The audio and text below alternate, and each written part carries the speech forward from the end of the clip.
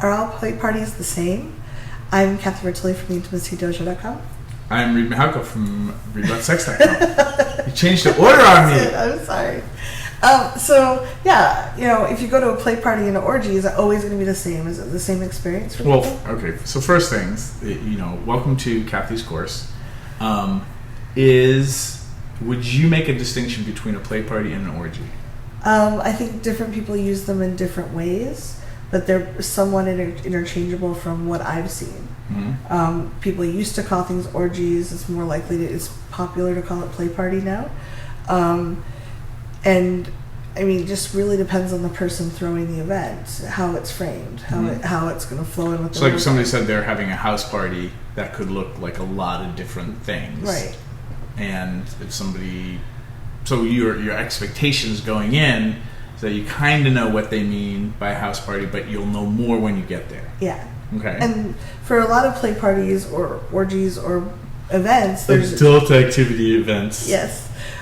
There's a description of some kind. Mm-hmm. I have a FAQ as well, so people can go, oh, okay, here's the question. A lot of questions people ask over and over again. So you can look at those and kind of get a feel for it. Get a lay of the land. So if you got your event, your invitation to somebody's house party, and they had a lot of information included, like it's BYOB or it's a potluck. Yeah, dress casually. Or we have a pool, so bring a bathing suit. All and a dog if you're allergic, whatever. So there's somebody who has a lot of put a lot of work into prepping your expectations for their house party, versus somebody who just says, "Hey, here's the address. It starts at 7. Yeah, show up. Yeah. So, and different people have different rules. So as you go through this course, all the information is pretty savvy. It's gained from the people that have participated in this, Reed, Mooney Computer, myself, and some other people have attended and thrown hundreds of play parties. Mm-hmm. So there's a lot of trial and error. We've been to other people's play parties and we're like, ooh, I don't want to do that, or that's a really good idea. And what made you, around those differences? What have been some of the main differences for you in types of play parties? I really like ones that are very strongly consent-based, and voyeurism is fine, where it's a very safe container, and the intro opening circle is really important to me, where we all, unless it's a small group of people that I know really well and I know they know all the rules, I always want an opening circle where I can be assured everyone knows the same rules, everyone's on the same page. That makes me feel safe. That's important to me. So, but some events, there are events that are framed you can't just watch, you have to participate. And if that's okay with you, that's fine. But just realize that as we go through these, we're sharing the savvy rules and insights that we have in the way we run play parties.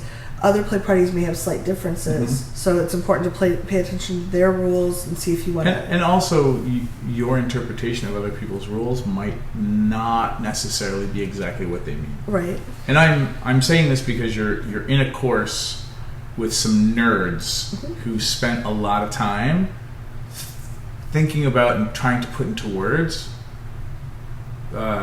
being thoughtful about what other people need.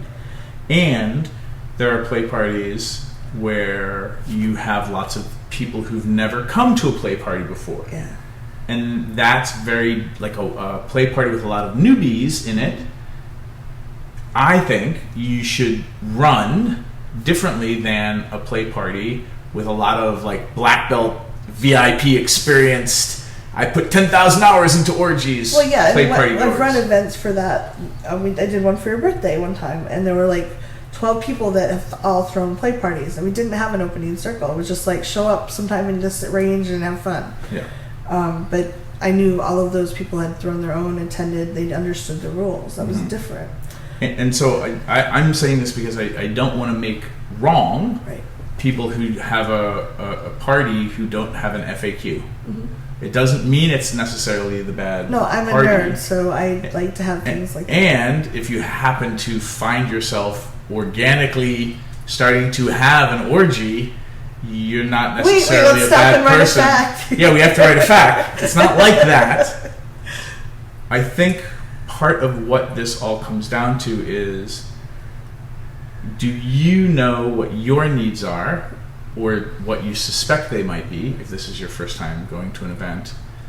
And then how do you know what to look for, and how to understand what you're looking at to figure out if something's a good fit for you. Yeah.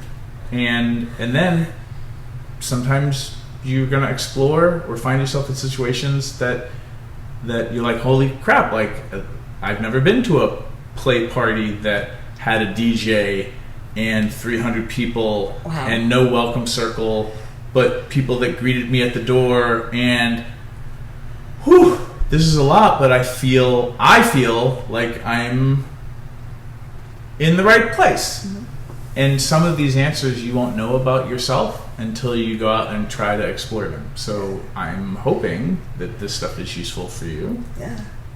You seem to do a good job putting information together and wrangling people to help you help other people. So I just want to say congrats. Good job. Yeah. Hope you have a good time. The fact that you're here rocks. And I wish I'd had something like this course when I first started, because I fumbled through a lot.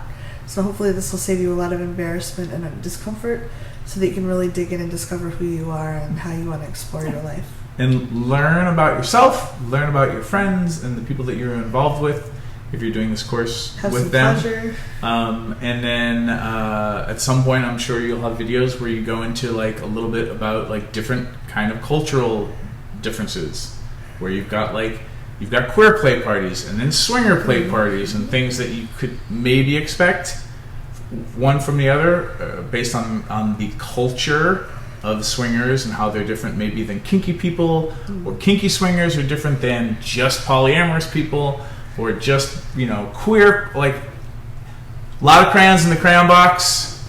We're glad that you're here with your pieces of paper. Go, Kathy. Go. We hope you enjoy it. Please leave questions and comments below.